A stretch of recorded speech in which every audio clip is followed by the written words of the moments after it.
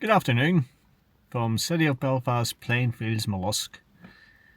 And what we're looking at across Park Road today is the unsuitable, potentially flood risk, traffic congested housing development that was passed by Antrim Newtownabbey Borough Council's Planning Committee, or so-called Planning Committee, as I would claim. But I read online and in the newspapers around 10 days ago that these properties here that are being currently constructed suffered fire damage, or what was suspected arson, I believe. Now, the property in front of the one at the centre of the picture has had to be completely demolished. Such was the extent of the blaze. And the one in the foreground suffered interior damage from the fire. Now, of course, it's not up to me to speculate or make assumptions as to what happened here. That's for the authorities to do, not for me. As bad as things were, of course, things could always have been worse.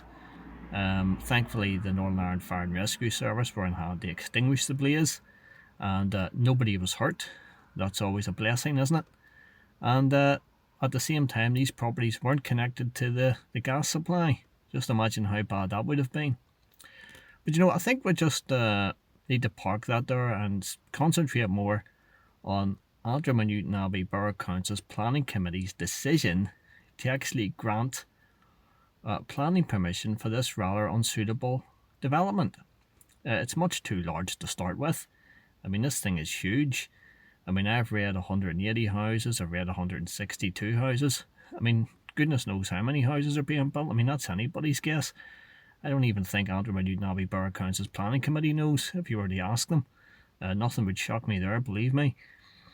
But at the same time, this planning application was initially rejected by Antrim and Newtownabbey Borough Council's Planning Committee when concrete evidence was shown that there is a substantial flood risk.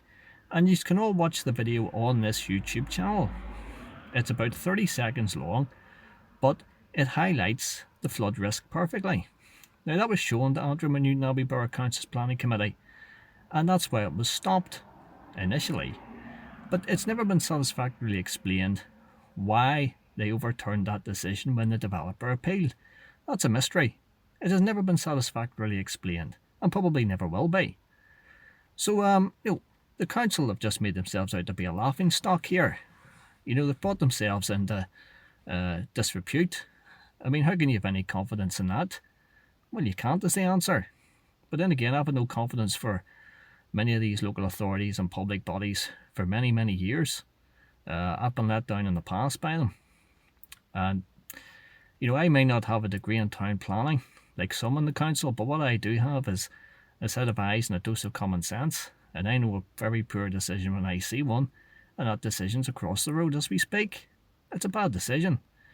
But Antrim and Newtownabbey Borough Council will have to live with that. And so will the people who potentially will suffer flooding and traffic congestion. But that's the council for you, That's what they do.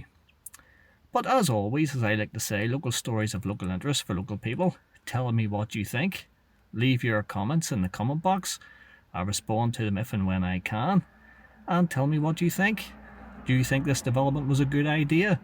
Why do you think the council said yes to the development when they initially said no? What changed? Tell me what you think. Leave your comments, have your say. And I'll see you all in the next video.